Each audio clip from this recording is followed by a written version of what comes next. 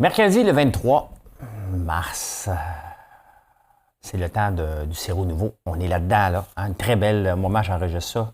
Il est 2h30, mon frère est encore au poste, en train de faire bouillir du sirop. C'est le temps de l'année. C'est le temps de l'année, donc vous me demandez quand le sirop nouveau est disponible. Là, après ça, il s'en va en baril pour un bout, mais là, en ce moment, il est fraîchement fait, celui que vous commandez en ligne en ce moment. Hey, on va parler de président d'Air Canada. Être occupé, c'est bien vu, hein? C'est pas le cul, non. On va parler de ça. L'allaitement, Boris Becker, le pacte NPD, joue le Granby. Qu'est-ce que j'ai marqué là? Oh, l'alcool. On va parler de l'alcool. La Russie et l'Ukraine. Insolite, j'ai deux insolites. Hey, vous êtes tangués jusqu'à quel âge? Je vais vous le dire. La crypto. Parler de ça, j'ai quelque chose à vous présenter. Ça roule sur quel réseau, la crypto? Ben oui, ça roule sur quelque chose. Budget du Québec, bien entendu, je le garde pour la fin. C'est le gros sujet de la journée. Fait qu'on va faire ça. Installez-vous confortablement. C'est parti, les amis. L'actualité vue par un entrepreneur.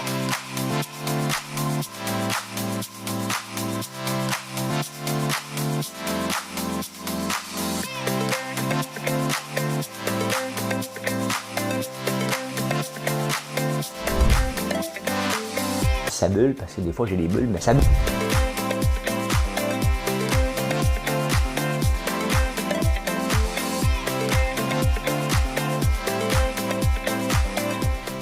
Essayer de faire un spectacle. Mais avant de parler des nouvelles, il faut quand même... hein? Vous avez fait votre like, là? Merci. Avant de parler des nouvelles, hein, on va faire une belle petite chanson, hein, Mme Cahouette. Parce que c'est important de partir la journée avec une chanson. En 69, j'avais 13 ans. Deux rues, trois amis, une guitare, tout mon temps. Ça va le parti, hein? De grands rêves, un journal, une peine d'amour. Des jeunes dispatchés, un signe de peace en velours. Souvenirs retrouvés. 20 ans et rien n'a vraiment changé. Une rose sur la joue. Tout. Ben, le printemps, c'est ça, hein? C'est des souvenirs retrouvés. Trouvez-vous? Ben, moi, c'est ça, le temps des sucres. Ça me fait toujours penser à ça, le printemps. C'est des souvenirs d'enfance parce que ça a parti quand on était jeune. Donc, ben, c'est le moment. Hein? C'est notre or... je sais pas si c'est de l'or, là. C'est notre or jaune, jaune foncé, jaune clair, hein, jaune très foncé, jaune médium. Mais c'est notre richesse, le cadeau de la nature. Hein, on va appeler ça comme ça. Hein? Le président d'Air Canada, j'ai oublié de vous en parler hier. Il était en commission parlementaire pour s'excuser de parler française. Mal. Sincèrement, là. Moi, si j'étais lui, je dirais que j'irais pas m'excuser. OK? Lui, il est embauché pour ses compétences. Le conseil d'administration a décidé de le nommer. Sachant très bien que s'il parlait juste français, anglais, c'était pour être un paquet de troubles. Ils l'ont nommé. Lui, là, il n'avait pas à apprendre le français. Quand même qu'il habite ici, il y a des anglophones, c'est leur décision. Ça leur appartient, comme des francophones ne parlent pas du tout l'anglais. Vous allez me dire, on n'est pas obligé, peut-être, mais c'est une décision que si jamais tu arrives en poste, regardez, la ministre Le Boutier, elle parle presque pas, la ministre du Revenu, elle parle presque pas, ou pas du tout, l'anglais. Pauline Marois, s'es-tu déjà excusée de ne pas parler anglais? Non. Hein? Donc, moi, je regarde ça, puis je me dis, hey, à quel moment qu'ils envoient chier? Hein? À quel moment qu'ils écoutent bien, là? Moi, mes compétences, là, c'est pas le français. OK? Je suis ici pour gérer une entreprise. On m'a nommé, allez voir les autres. Moi, c'est à peu près ce que je dirais. C'est, tu sais, honnêtement, il est sûrement compétent dans autre chose. Moi, je dirais, regarde, mettez-moi dehors, je ne démissionnerai pas. Mettez-moi dehors, m'aller travailler ailleurs. Tu sais, c'est tout simple que ça, là. Revenons-en avec le président d'Air Canada qui ne parle pas français, là. Hein? Revenons-en. Hey, je suis tombé sur un super article hier. Être occupé, hein, c'est bien vu. Vous voyez que je suis toujours occupé. Puis c'est bien vu. Mais même moi, des fois, j'ai le goût de me pogner le cul. Hein? Et je me sens mal. Je suis tombé sur un super article que l'art de rien faire aussi, ça fait du bien. Et ça amène la création. Des fois, ça fait du bien juste s'asseoir et pas se sentir coupable de rien faire. C'est dur dans notre société. Hein? Et on ne le dit pas. Hein? Même des fois, moi, je mens un petit peu à Marilyn. Tu sais, les petits mensonges de couple, là. Ça fait, je suis occupé. Je me suis tapé 3-4 séries dans la journée. Ben, j'ai un horaire atypique. Fait que écouter une série l'après-midi, j'ai comme le droit. Ben, j'ai comme le droit de faire ce que je veux, là, comme n'importe qui. Mais c'est comme mal vu. Mais non. On a le droit aussi de rien foutre. Hein? Dites-moi, dites-vous ça. Vous avez le droit de rien foutre. Un super article, c'est dans quel journal je suis tombé là-dessus? Le Dominion Press de New Zealand, c'est ça. Hein? Le centre Eaton, et quand j'étais jeune, ma tante André, là, la mère de mon cousin Bertrand, elle disait tout le temps, allez au centre Eaton, on allait même déjà manger au centre Eaton, c'était à la place. Hein? Le centre Eaton, qui est au centre-ville, ben, il y a une femme qui allaitait. Et il y a une gardienne de sécurité qui me dit, ah, non, c'est indécent, ça. Puis là, son boss est venu, puis il dit, ouais, il a regardé allaiter, puis on dit, bon, on voit le sein, c'est indécent. Et en 2022,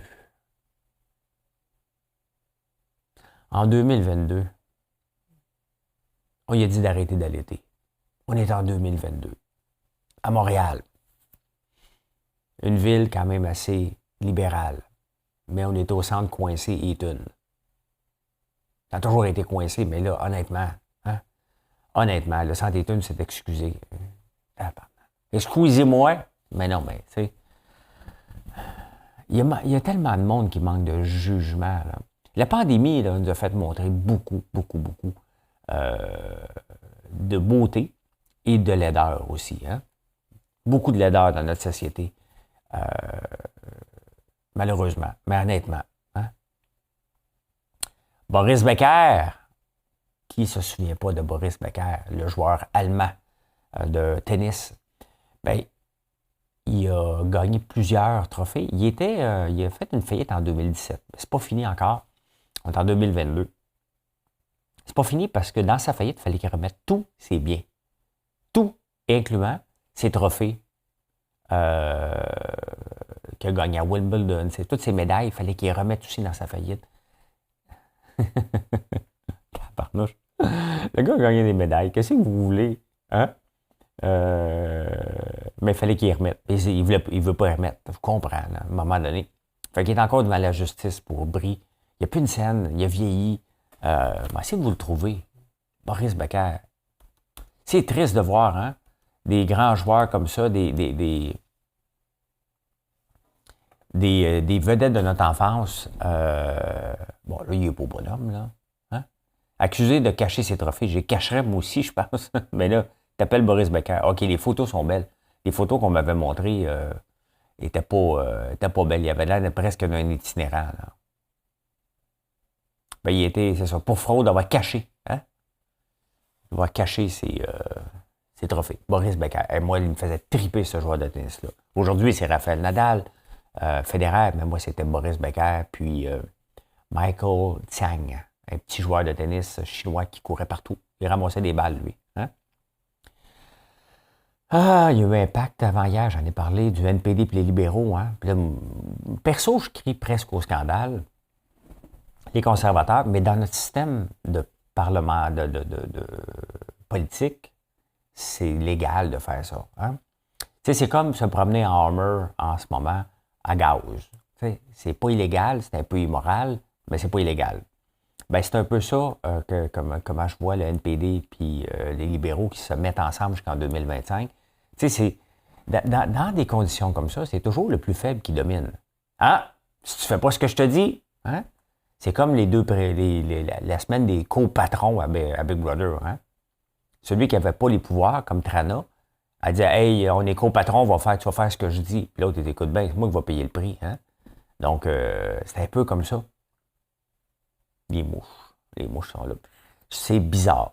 Honnêtement, c'est bizarre que ce soit accepté parce que le NPD, s'il fait un deal jusqu'en 2025, jusqu'aux prochaines élections avec les libéraux, c'est qu'il va y avoir quelque chose en retour. Nous, on n'a pas élu, on n'a pas mis au pouvoir le NPD parce qu'on dit votre programme n'a pas d'allure. Là, Justin, pour donner un coup de pied aux conservateurs et au Bloc, ben, il dit, m'allier avec quelqu'un, mais est-ce qu'il est obligé vraiment de s'allier? Tu sais, la vraie question, il était obligé de s'allier? La réponse est non. Les conservateurs sont en pleine course à la chefferie. Ils ne bloqueront pas, ils ne déclencheront pas des élections en ce moment.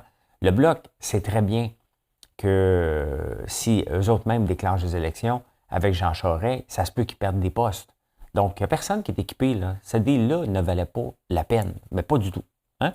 On va le voir évoluer, mais on est dirigé par un gouvernement NPD, qu'on le veuille ou non, c'est ça. Il y a un zoo, pas d'éléphants. Le zoo de Granby est en train de penser à enlever les éléphants. Puis d'ailleurs, si on regarde les cirques, avant d'aller voir les cirques pour voir quoi? Hein? Des géants de 7 pieds, des nains de 2 pieds. On a enlevé ça, on a enlevé les animaux. Maintenant, on va voir le Cirque du Soleil. Bon, on va voir comment on investit notre argent. Hein? Et non, j'aime le Cirque du Soleil. Mais je dors tout le temps. Je dors. Ça, c'est avant que je me lève en pleine nuit pour faire des shows. Imaginez-vous en ce moment. Mais j'aime ça pareil. J'aime ça voir que t'as-tu vu ça? Ah non, je l'ai manqué. Mais là, on va enlever les éléphants. D'ailleurs, quand tu regardes tout ça, là, hein, est-ce que c'est la fin des zoos? Je pense qu'on approche à la fin des zoos. Le parc Oméga, c'est différent, les animaux sont en liberté totale. Hein? Mais de voir des rhinocéros, des girafes dans des cages, je pense qu'on arrive à la fin. C'est un peu comme la fin de vie utile. C'est assez là, de voir ça. On veut les voir en liberté ou dans des grands parcs différents, mais plus dans des zoos comme on a vécu, comme on voit aux zoos de Granby. Si tu enlèves les éléphants, tu enlèves l'essence même du zoo de Granby. C'est plus ça, mais bon, c'est ce qu'on veut aussi. Hein? La pandémie, l'alcool tue tout le temps des gens. Hein? En moyenne, l'alcool tue aux États-Unis 80 000 personnes. Depuis la pandémie, c'est 20 000 de plus par année. Hein? Les gens prennent un coup, soit qu'ils se tuent en auto, soit qu'ils meurent d'overdose. Ça, c'est sans compter ceux qui ne se tuent pas, mais qui deviennent alcooliques, qui deviennent tristes. Hein? C'est triste au bout. Donc, le gambling, l'alcoolisme a monté en flèche depuis le début de la pandémie. Donc, c'est une détresse humaine, bien entendu, qu'on voit sous nos yeux. Souvenirs retrouvés. Bon, mon frère me texte pour me dire qu'il a fini. Non, non, non.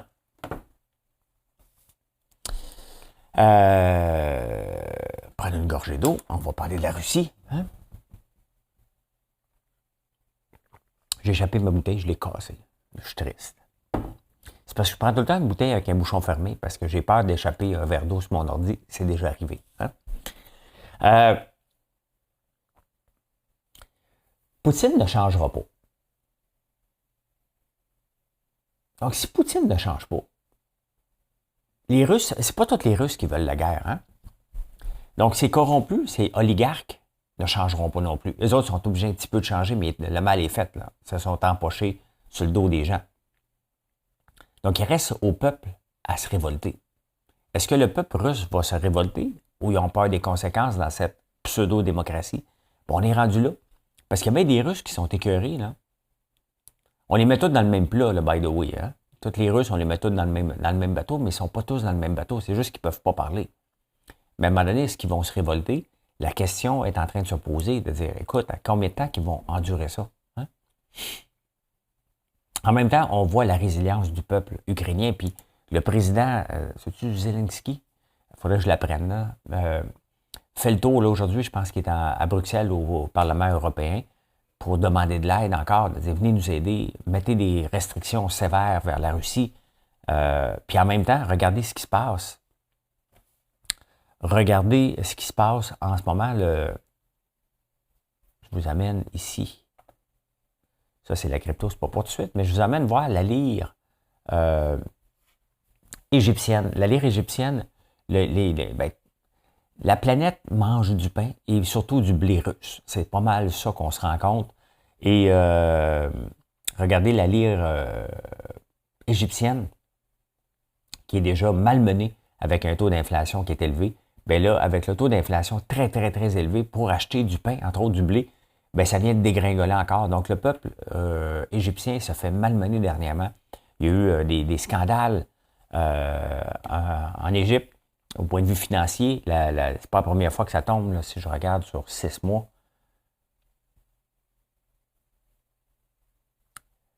Ben, regardez sur 6 mois, hein, ici, là. Donc, ça avait déjà tombé de beaucoup. Hein, puis là, ça retombe encore une deuxième fois, puis une troisième fois. Le pouvoir d'achat des Égyptiens est tombé de beaucoup, beaucoup. Encore là, c'est des répercussions hein, qu'on a. On pense au conflit russe-ukrainien, mais c'est pas juste ces deux pays-là, c'est les autres. Là, on en parle à tous les jours, de la Russie et de l'Ukraine, hein? Mais on ne parle pas du Yémen qui se font bombarder depuis 1994, je pense. On ne parle presque pas du Myanmar, on ne parle pas des autres scandales un peu partout, des autres génocides qu'on voit un peu partout, d'autres crimes de guerre. À quel moment que, tu sais, là, maintenant, on va s'habituer. Hein? L'inflation va être là, on va se revirer, c'est le temps des semences. Bientôt, on parle plus de la grève du CP bientôt ici que du conflit russo-ukrainien. On ne pourra pas en parler à tous les jours. Dire, ben oui, il se passe ci, ils s'en vont là. Ça risque de devenir un fait divers. Et c'est en plein ce que le président ukrainien essaie d'éviter à tout moment. La minute qu'on tombe dans les pages, on n'est plus dans les premières pages de journaux, le monde s'en balance et le monde ne fera plus rien. Puis à un moment donné, tu vas acheter un auto, tu vas acheter quelque chose, ça va te marquer Made in Russia, tu ne remarqueras même pas. C'est ce qui risque d'arriver s'il n'y a rien qui se passe, si les pays ne se tiennent pas ensemble pour créer un vrai embargo vers la Russie et que le peuple russe se révolte aussi. Hein? C'est un peu ça. Il ne faut pas que ça devienne un fait divers. On va changer de caméra. Pourquoi pas? Pourquoi pas? Hey! Des machines distributrices. Les machines distributrices, saviez-vous que ça tue plus de gens que les requins? On parle tout le temps des requins, jazz, hein? Mais je pense qu'il pourrait faire un film, La tuerie du vending machine. En moyenne, aux États-Unis, ça c'est presque des Darwin Awards, là. Pas presque. Entre 10 et 13 personnes meurent aux États-Unis par année à cause des vending machines. Tu sais, ton sac de chips sort pas. Tu brasses la machine, paf, elle tombe dessus. Il y en a eu 13 l'année passée aux États-Unis. Hein? Plus que les attaques de requins. Ben, il y en a-tu à Hawaï? Non, c'était en Australie, sur la plage de Bondy. Mais c'est ça. Hein? J'ai un autre. À quel âge vous partez de la maison? À quel âge vous êtes partis de la maison, vous autres? Hein? Ben, j'ai des chiffres pour vous. J'ai des chiffres pour vous. Boris Becker, c'est réglé. Bon, je vous amène. Je vais vous amener voir ça. Regardez ça. People 25-35 en Europe who live with their parents. Hein?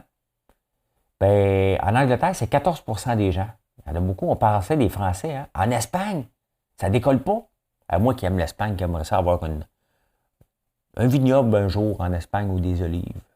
C'est-tu un oliveraie qu'on dit? On va aller le checker parce que ça me tape ses nerfs. Oliveraie. Comment on dit ça? Oliveraie. Ben oui. Ben oui. Il me reste ça à un moment donné. Il me reste ça. Ouais, fait que, regardez, en Italie, ça décolle pas, 46%. Là, il y a des pays ici que je ne connais pas par cœur. 51% dans ces pays-là aussi. Ça, c'est en Europe. Après l'Italie, c'est quoi ce pays-là ici? Le pays en rouge. C'est beau. Hein? En France, 11%, 37%, 44% Portugal. Quand même, hein? Quand même. Les Tanguy. Je ne sais pas pourquoi. Tanguy, c'est un film français. Hein? C'est pour ça que... Vous savez, je vous parle de crypto régulièrement. Et mon but n'est pas de vous convaincre de venir en crypto. C'est un monde passionnant. Non plus, quand je faisais du day trading, c'était pas de vous forcer à faire du day trading, c'est de vous montrer une réalité qui existe des day traders et la bourse. C'est des choses qui me passionnent. Depuis le mois d'août, je suis un peu passionné par la crypto, par son bon côté, ses mauvais côtés. Il y a eu beaucoup de vols, beaucoup de rug pull, des milliards de dollars qui s'est évaporé. Mais bon, je vous parle aussi de la crypto qui est bien aussi, au point de vue, je vous amène. Je vous en parle régulièrement de ça ici. Hein? Encore Protocol qui a maintenant 17 milliards. Il vient de frapper le 17 milliards. C'est presque 1,5 milliard par semaine de plus, presque 2 milliards par semaine, même des fois, qui est mis dedans. Mon but n'est pas d'essayer de vous convaincre. Hier, il y a quelqu'un qui m'a envoyé des longs paragraphes que c'est dangereux, puis tout est dangereux, puis même ça, c'est du stablecoin. Ici, c'est du dollar constant placé à du 19,4. Hein? On les paye en intérêt. Donc, le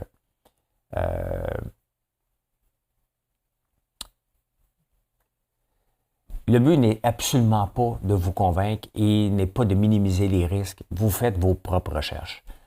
Laisser de l'argent à la banque en ce moment à 0% d'intérêt, c'est risqué parce que tu perds de l'argent aussi. Donc, maintenant, vous gérez votre risque comme vous le voulez. Et bien entendu, à peu près tous les banques centrales essaient de contrôler la crypto parce que le but d'une banque centrale, c'est de contrôler le système monétaire. En crypto, c'est un peu le free-for-all. Donc, voilà. Free for all ne veut pas dire non plus des bandits. Il y a des choses qui ont de l'allure en crypto. Aujourd'hui, je vais vous parler de Thunder Pocket, le réseau Pocket, le Pocket Network. TradingView ici. Pocket est l'infrastructure. Il y a plusieurs façons de rouler la crypto, mais tu sais, pour qu'elle roule d'une façon décentralisée, dernièrement, on utilise en crypto un portefeuille. Hein, un portefeuille soit physique, j'en ai un à la maison, ou un portefeuille virtuel qui est MetaMask. Hein? Il y en a d'autres, il y en a un paquet d'autres, qui nous permet d'avoir nos données, pas sur notre ordi, mais d'être connectés. Il y a un réseau qui s'appelle Infura. L'autre jour, justement, ils ont bloqué dans le Venezuela. Et là, le monde a capoté, la crypto est supposée être décentralisée, puis là, vous bloquez le pays, le Venezuela, puis les gens ont regardé et disent « Oh, il y a le réseau Pocket aussi. » Le réseau Pocket, comment ça? Ben là, vous le voyez ici, c'est le Pocket Network, donc c'est le token en tant que tel. La façon que ça fonctionne, c'est des nœuds.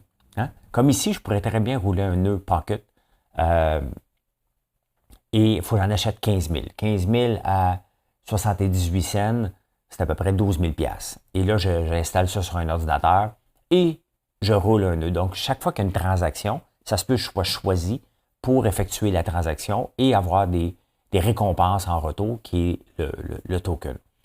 Et bon, moi, ça ne me tente pas de rouler des ordi ici, mais j'aime le principe derrière ça, la décentralisation, et pouvoir faire rouler. Parce qu'en ce moment, l'Internet est roulé sur les serveurs, entre autres, d'Oracle, de Amazon World Service, AWS, et un peu partout des serveurs de Microsoft. Donc, lorsqu'on est dans le cloud actuel, lorsqu'on parle, on est dans des gros systèmes centraux. La crypto, la vraie décentralisation, ben, c'est des choses comme Pocket Network. Et bien des gens comme moi, il y a différents pools. Je suis dans 2 pools. J'en ai pas beaucoup. Là. T'sais, moi, je mets honnêtement, là, par rapport à ce que je vaux puis ce que je mets en crypto, c'est des peanuts. Je vais apprendre à coût de 100 $, à coût de 25 $, parce que j'ai peur, parce que j'aime ça apprendre petit. Comme quand je me lance en affaires, ça commence toujours petit avant de devenir grand. Mais qui veut rouler des nœuds puis devenir un programmeur? Quand même que je suis un programmeur, ça ne me tente pas de rouler ça chez moi. Ça ne me tente pas d'avoir cette complexité-là. Mais il y a des choses qui existent, qui sont des pools. Et il y en a 2. Il y en a un que je vous présente aujourd'hui. Il y en a un autre qui s'appelle Pocket Pool. Puis il y a celui-là ici, Thunder Pocket. Thunder Pocket, dans le fond, c'est que tu achètes le Pocket Network. Il y a une façon de le faire, mais je n'irai pas dans les détails. Et tu l'as dans ton portefeuille, tout simplement. Et eux reconnaissent parce que tu l'as acheté sur leur plateforme et ils donnent un retour. Le retour, en ce moment, c'est du 693 %. Ça veut dire que si tu en achètes un, dans un an, si le taux se maintient, ça serait tu n'aurais 7. Donc, c'est quand même assez rentable de participer à fournir le service en achetant des tokens. Bon, la semaine passée, était à 153, ça varie énormément. Donc, mais si tu crois au token, si tu crois à cette infrastructure-là, bien, c'est une autre belle façon de faire de l'argent en crypto en fournissant un service que la plupart des crypto-monnaies ont besoin. Donc, ben voilà. C'est ce que j'aime vous présenter. C'est d'autres façons de regarder la crypto et non pas juste un Shiba Inu qu'on attend qu'il explose et qu'on va être millionnaire. Il y a différentes façons de faire de l'argent en offrant des services, en offrant du minage, en achetant des jeux, parce que tu as le droit de t'amuser. Hein, on a le droit encore de s'amuser. Puis le Play to Earn, je vais vous en parler de plus en plus. Il y a plusieurs projets qui sont de plus en plus lancés en crypto pour ça aussi. Donc, ça sert à ça aussi, la crypto, le pur amusement. Hein? Et je suis pas le genre de gars qui aime jouer à des jeux, mais si je fais de l'argent, c'est différent. Donc, je suis en train de regarder ça. Hein? Ma colonie sur Mars, j'en ai parlé, hein? Ça en est un jeu. Et ce jeu-là, entre autres, était, puis je vais vous en parler au courant des prochains jours pour le voir évoluer, parce que, tu sais, des fois, les jeux, comme on voit avec Ubisoft, les jeux sont lancés, sont prêts, on joue avec. En crypto, c'est, on participe à l'évolution du jeu. Donc, ça se peut que ça pète entre-temps. Et c'était un peu ce qui est arrivé hier. Il y a eu une grosse confusion alentour de la colonie sur Mars. Donc, je vais vous en parler demain ou après-demain. Le budget du Québec. On s'en va en élection. Et c'est un budget électoraliste. Mais de toute façon, tous les budgets sont électoralistes. Hein? Ça fait longtemps qu'on n'a pas vu un budget vraiment où ce qu'on dit, il faut qu'on se serre la ceinture, il faut qu'on paye nos dettes. Hein? C'est pas demain, la veille, qu'on va voir ça. Ça fait très longtemps que j'ai pas vu ça. Le dernier qui s'est essayé, c'est Carlos Latao avec Philippe Couillard, puis ça a crié austérité all the way. Là, hier, bon, la grosse nouvelle, hein, c'est le 500$ par jour à 6,4 millions de Québécois. Bon, là, je ne sais pas, il me semble on est un petit peu plus que 7 millions au Québec, mais ça a l'air qu'il y a 400 000 qui n'auront pas droit. Si tu gagnes plus de 100 000 net, hein, pas brut, net. Donc, ça veut dire que si tu mets 109 000, tu gagnais 109 000, tu avais acheté 10 000 $ de REER, bien, tu es correct, tu vas avoir le droit à ton 500$. Maintenant, est-ce que la mesure est juste? Est-ce que celui qui gagnait 20 000 en mérite plus? Est-ce que lui... Il n'y a jamais de bonne réponse. Hein? Il n'y a jamais de bonne réponse par rapport à ça. Est-ce que c'était nécessaire? Ben, la plupart des gouvernements dans le monde le font à cause de l'inflation, sauf qu'il y a un problème. Il ne faut pas oublier que, oui, l'inflation est dans le tapis, mais les salaires au mois de février, en moyenne, ont monté plus rapidement que l'inflation. Donc, globalement, les gens ont gagné plus que l'inflation. Donc, est-ce que le gouvernement méritait de nous aider tant que ça? Non. Les partis d'opposition, tu sais, il faut faire attention. Hein? Les partis d'opposition en ce moment, là, c'est Parti libéral, Parti... j'ai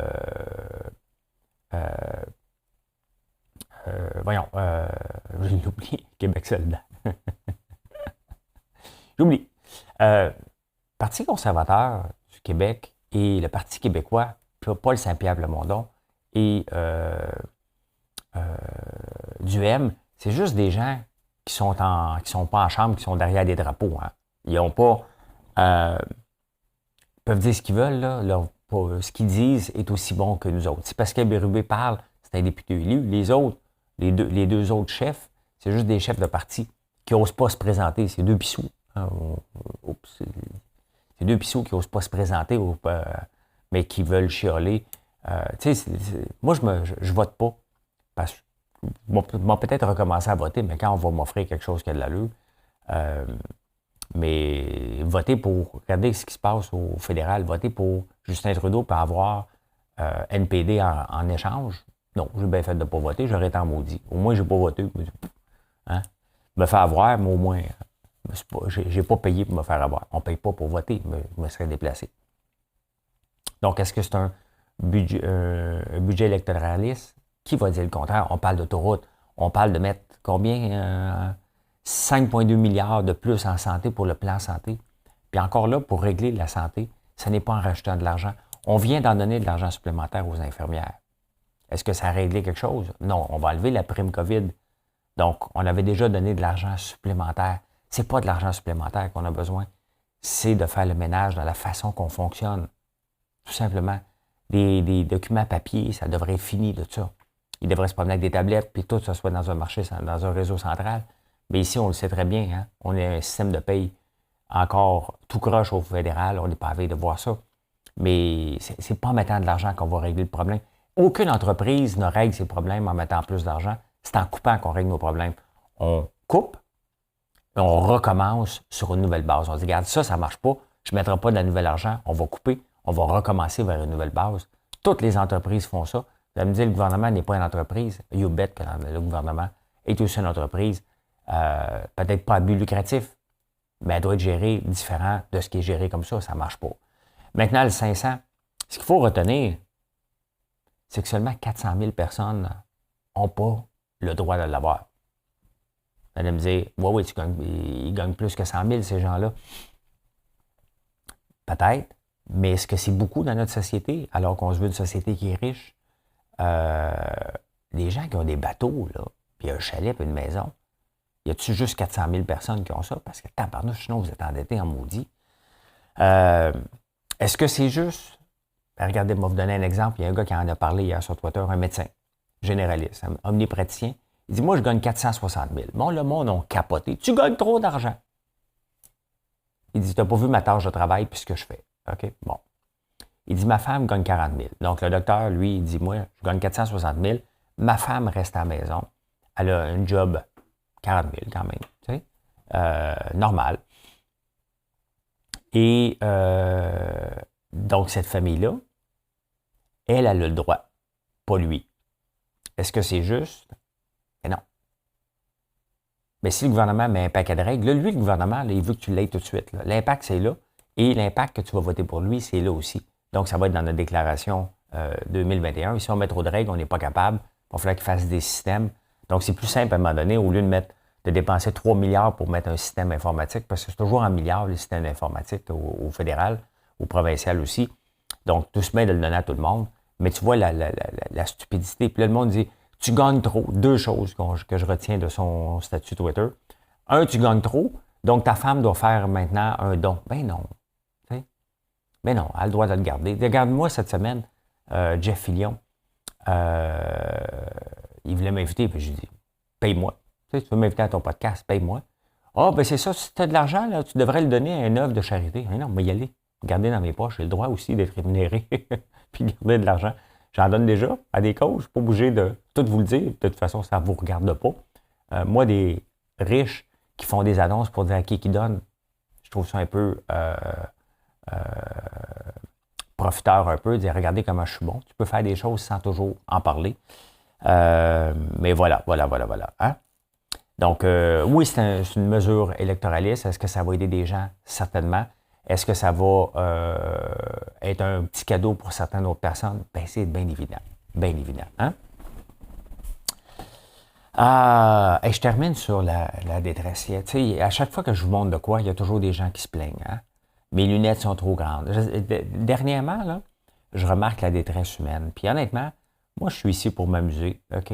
Entendre maudit riche, entendre tes cheveux sont trop longs, t'as l'air d'un pouilleux, t'as pas de filet sur la tête pendant que tu fais du sirop d'érable, il n'y a aucun acériculteur qui met un filet sur la tête. OK? On n'est pas en train de filtrer le sirop, on est en train de travailler dans le bois pour le faire faire. Il y a déjà, c'est pour ça qu'on les filtre après le sirop. Et il y a toujours quelqu'un qui est prêt à appeler le gouvernement pour faire une plainte. Tu sais, à un moment donné, soyez heureux.